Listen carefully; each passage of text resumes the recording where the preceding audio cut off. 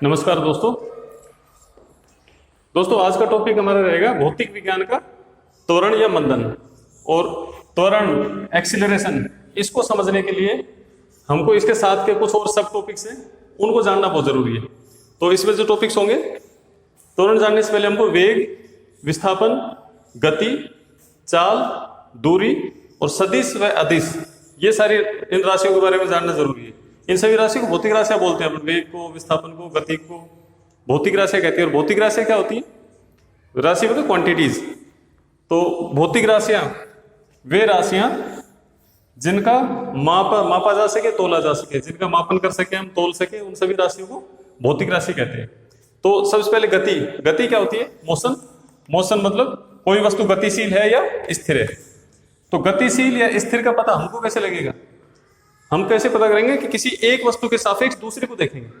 जैसे एक वस्तु स्थिर है, उसके सापेक्ष अगर दूसरी वस्तु समय के साथ उसकी स्थिति में परिवर्तन हो रहा है तो वह गतिशील है, और अगर नहीं हो रहा तो स्थिर वस्तु है।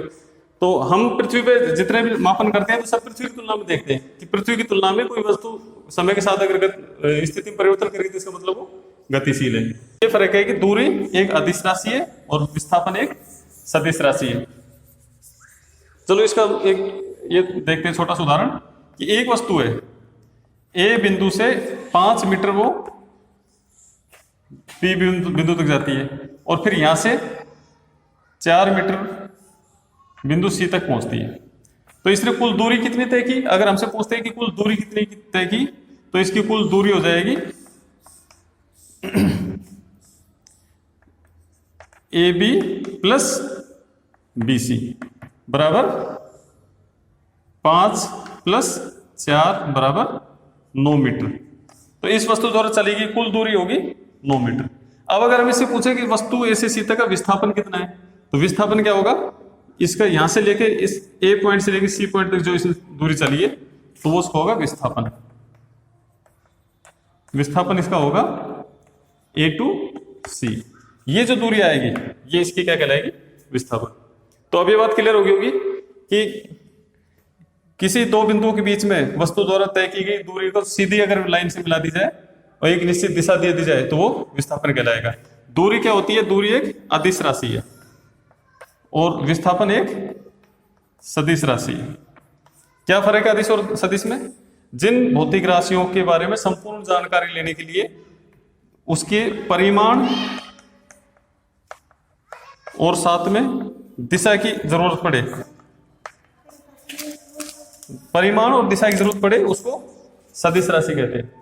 और वे भौतिक राशियां जिनकी संपूर्ण जानकारी हमको केवल परिमाण से पता चली जाए, केवल परिमाण, तो इसको अदिश राशि कहेंगे। और परिमाण मतलब मैग्नीट्यूड, मतलब उसकी संख्यात्मक जो मान होता है उसको परिमाण कहते हैं। तो ये हमारी क्लियर होगी।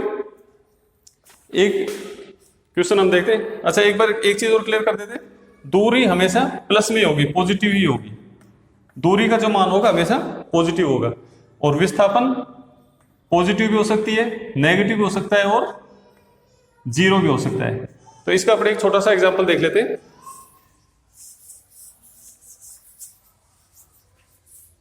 माना कि ये कोई तालाब है। इस तालाब पे कोई ए व्यक्ति इस बिंदु से, कोई व्यक्ति एक्स है और ए बिंदु से चलना शुरू करता है। यहां से ये चलना शुरू करता है और ये यहां पे घूमता हुआ और वापस यहां के रुक जाता है। तो इसके दूरी होगी। दूरी क्या होगी? इसकी जो पूरी परिधि है, वो परिधि इसने पूरी पार कर ली, वो इसकी दूरी हो जाएगी। इस वृत्त की जो परिधि होगी वो उसकी दूरी हो जाएगी। लेकिन विस्थापन देखें तो विस्थापन क्या है इसका? जिस पॉइंट से चला था उसी पॉइंट पर वापस आ गया, तो इसका विस्थापन क्या होगा? इसका विस्थापन होगा 0। एक दूसरा देखते हैं। ए से कोई व्यक्ति चला, ऐसे गया और ये बी बिंदु है, ये सी बिंदु है, यहां पे आके रुक गया। तो अब अगर अपन इसका बोले कि व्यक्ति एक्स है, एक्स द्वारा ए से बी दिशा में, ए से बी की दिशा में किया गया विस्थापन कितना होगा? तो ए से बी की दिशा में विस्थापन इसका ए टू सी माइनस में होगा, क्योंकि दिशा विपरीत है। तो विपरीत दिशा है तो इसको ये माइनस में होगा, इसका जो विस्थापन होगा ए सी माइनस में आएगा। इसलिए हम कह सकते हैं कि विस्थापन पॉजिटिव भी हो सकता है, अगर जिस दिशा में गया उधर चलता है तो प्लस में होगा, अगर उसी पॉइंट पर आकर रुक जाता है तो जीरो होगा, और अगर दिशा के विपरीत दिशा में आता है तो नेगेटिव होगा। ये हमारे विस्थापन और दूरी में अंतर है। तो अभी हमने विस्थापन समझा, सदिश और अदिश समझे। अब इसके बाद हम लेते हैं वेग और चाल। वेग और चाल। वेग क्या होते हैं? वेग भी एक सदिश राशि। तो सदिश राशि इसका मतलब ये विस्थापन बटे समय, और चाल है वेग का ही रूप है लेकिन ये अदिश रूप में है, और इसमें लेंगे दूरी बटा समय। तो चाल बराबर दूरी बटा समय, मतलब दूरी अदिश है तो चाल भी अदिश होगी, और विस्थापन सदिश है तो वेग भी सदिश होगा। बस ये फर्क है इन दोनों में। एक निश्चित समय में या एकांक समय में तय किए गए विस्थापन को वेग कहते हैं, और एकांक समय में तय की गई दूरी को चाल कहते हैं। इसके बाद फिर अपन लेते हैं, अब आते हैं त्वरण पे। और त्वरण क्या होता है? त्वरण, पहले त्वरण को हम समझते हैं कि एक बाइक है, तो बाइक 0 डिग्री से स्टार्ट करते हैं अपन, उसको रिस्टार्ट करके माना कि 10 सेकंड बाद उसका वेग 60 किलोमीटर प्रति घंटे पर हो गया, तो उसका वेग में एक समय के साथ परिवर्तन हो रहा है, और जिस किसी वस्तु के वेग में समय के साथ जो परिवर्तन होता है उसी परिवर्तन को त्वरण कहते हैं। तो त्वरण में अगर अपन ब्रेक लगाते हैं तो धीरे होगा, और अगर एक्सीलरेटर उसमें रेस देते हैं तो तेज होगा। तो अगर तेज होता है वेग समय के साथ तो उसको बोलेंगे त्वरण। ये त्वरण होगा पॉजिटिव, प्लस में होगा। और अगर अपना ब्रेक लगाते चलते हुए तो समय के साथ कम होगा तो उसको बोलेंगे मंदन, उसको मंदन बोलेंगे, तो ये माइनस में त्वरण हो जाएगा। तो यही फर्क है। इसका जो अपन मैथमेटिकल रूप है ये कैसे लिखेंगे कि त्वरण बराबर वेग में परिवर्तन, वेग में परिवर्तन बटे समय। इसी डेफिनेशन लिखे तो क्या होगा कि इकाई समय में वेग में हुए परिवर्तन को ही त्वरण कहते हैं। तो इकाई समय में वेग में हुए परिवर्तन को ही त्वरण कहते हैं। अगर अपन मान ले अंतिम वेग किसी वस्तु का v है और प्रारंभिक वेग उसका u है, और उसने समय t समय में इतना तय किया है, तो उसका त्वरण का ये सूत्र हो जाएगा। इसका एक क्वेश्चन देखते हैं अपन कि एक बाइक है और वो बाइक 10 सेकंड बाद 50 किलोमीटर प्रति आवर से 70 किलोमीटर प्रति आवर का वेग प्राप्त कर लेती है। तो इसका त्वरण ज्ञात करो। ए, त्वरण को ए से लिखते हैं, ए इसका ज्ञात करना है। तो इसमें क्या दिया हमको? अंतिम वेग क्या दे रखा है? v = 70, प्रारंभिक वेग 50, शुरुआती वेग जो उसको 50 से स्टार्ट किया था, तो u बराबर 50, और समय क्या दे रखा है? t बराबर 10 सेकेंड। तो इसको अपन करेंगे, इस सूत्र में रखेंगे। सूत्र में मान रखेंगे इसका, तो क्या होगा?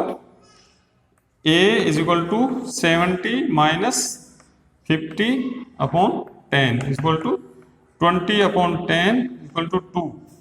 इसका जो मात्रक होगा, त्वरण का मात्रक होगा मीटर प्रति सेकंड स्क्वायर। ये कैसे होगा? इस मात्रक का अभी एक बार नोट कर लो, फिर आगे इसमें क्लियर करते हैं कि इसका मात्रक कैसे निकालते हैं।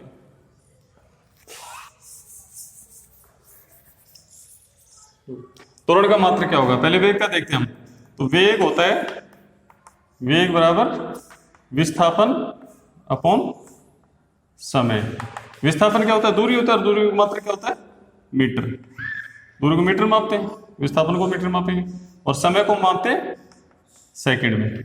अब लेते हैं अपन त्वरण का। तो त्वरण क्या होता है? वेग बटा समय। और इसका क्या लिखेंगे? वेग का होगा मीटर पर सेकंड, और समय का 1/सेकंड, तो इसमें हो जाएगा मीटर पर सेकंड स्क्वायर। ये इसका त्वरण का मात्रक हो गया। एक क्वेश्चन दूसरा देखते हैं इसी पे, त्वरण पे, कि एक बस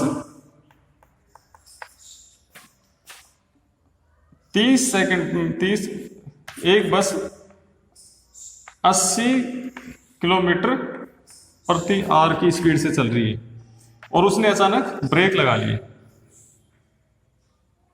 ब्रेक लगाने के बाद